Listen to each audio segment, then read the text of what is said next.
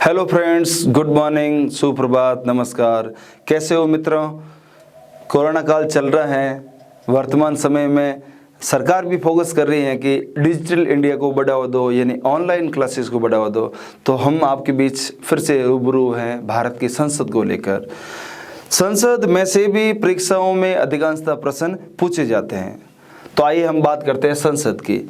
भारत की संसद को हम विधायिका, व्यवस्थापिका या पार्लियामेंट के नाम से भी जानते हैं।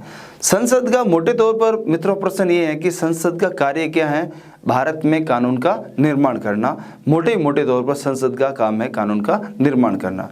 तो आइए सबसे पहले संसद पर दो ट्वीट पढ़ते हैं, दो कमेंट पढ़ते हैं।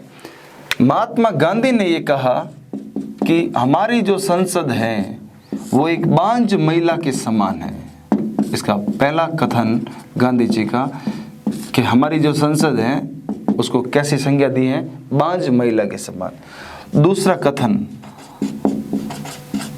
कार्लियर के अनुसार, कार्लियर ने कहा भारत की संसद को बातों की दुकान कहते हैं। ये हमारे देश की जो संसद है एक प्रकार से वो बातों की दुकान है, क्योंकि तमाम दुनिया भर से जो भारत के पॉलिटिशियन नेता आते हैं वो सब क्या करते हैं? बातें। ये ऐसा मैं नहीं कह रहा हूँ, ऐसा कार्लियर कहता है। तो दो महत्वपूर्ण कथन है। इसके बाद बात करते हैं संसद।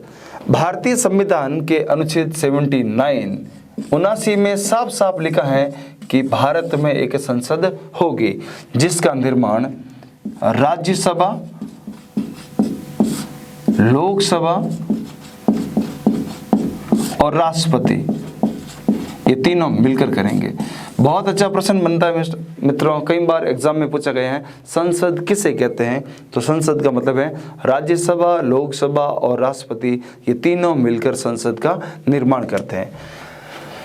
राष्ट्रपति संसद का अभिन्न अंग है, यानी संसद का वो अंग नहीं है फिर भी वो अभिन्न अंग है। बाकी संसद के सदन दो हैं, लोकसभा और राज्यसभा, जबकि राष्ट्रपति संसद का अभिन्न अंग है। तो सबसे पहले बात करते हैं हम लोकसभा के बारे में। House of people, Lok Sabha. Lok Sabha में से सामान्यतः पहला प्रश्न ये है लोकसभा के सदस्यों की संख्या। मित्रों पहला प्रश्न ये है कि वर्तमान में लोकसभा के सदस्यों की संख्या कितनी है? तो आंसर हो जाएगा 545। लोकसभा में अधिकतम संख्या कितनी हो सकती है? 552। इनमें से दो सदस्य ऐसे हैं जिनको भारत का राष्ट्रपति मनोनीत करता है, जिसे हम आंग्ल भारतीय कहते हैं।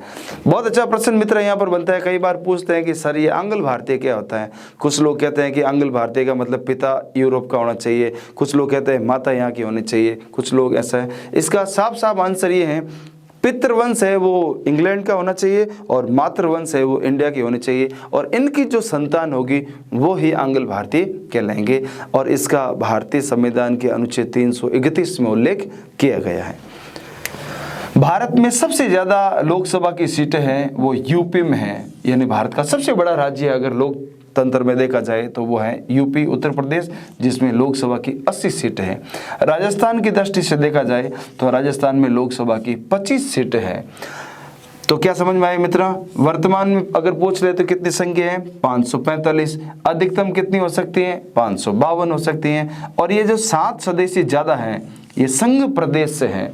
जिस दिन भी ये संघ प्रदेश की जनसंख्या बढ़ेगी तो उनमें से 7 मेंबर्स आएंगे और ये पार्लियामेंट में बैठेंगे।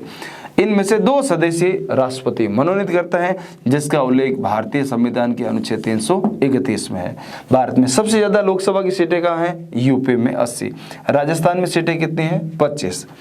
दूसरा, लोकसभा में सदस्य बनने की योग्यता है।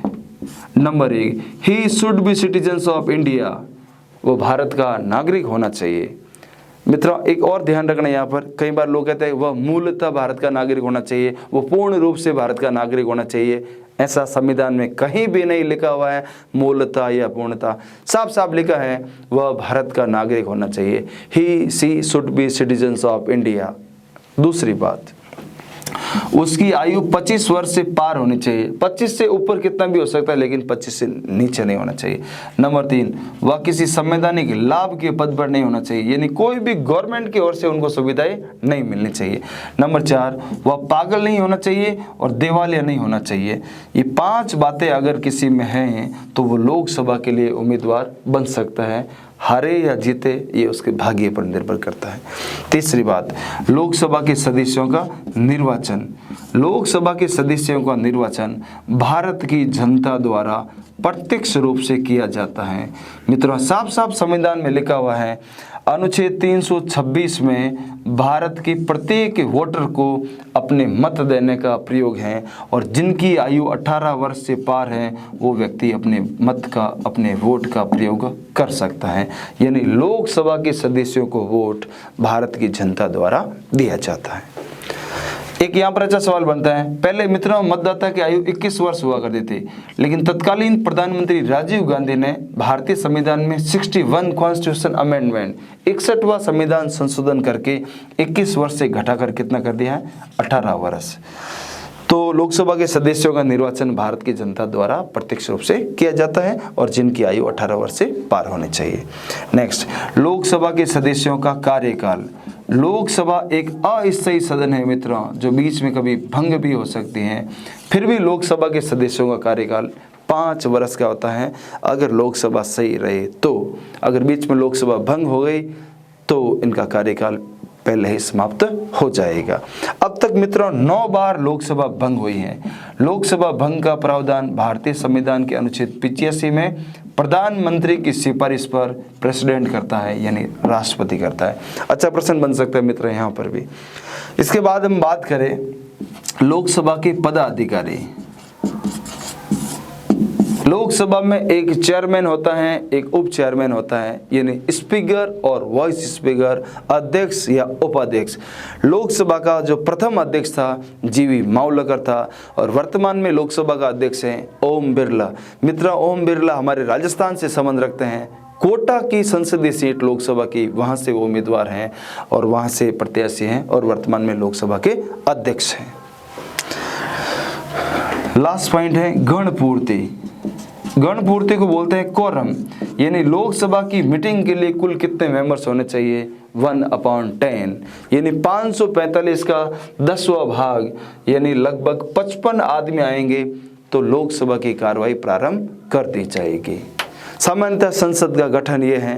कैसा लगा हमारा वीडियो हमें कमेंट में जरूर बताइएगा। हम अगले वीडियो में लोकसभा के कार्य और राज्यसभा के गठन की बात करेंगे।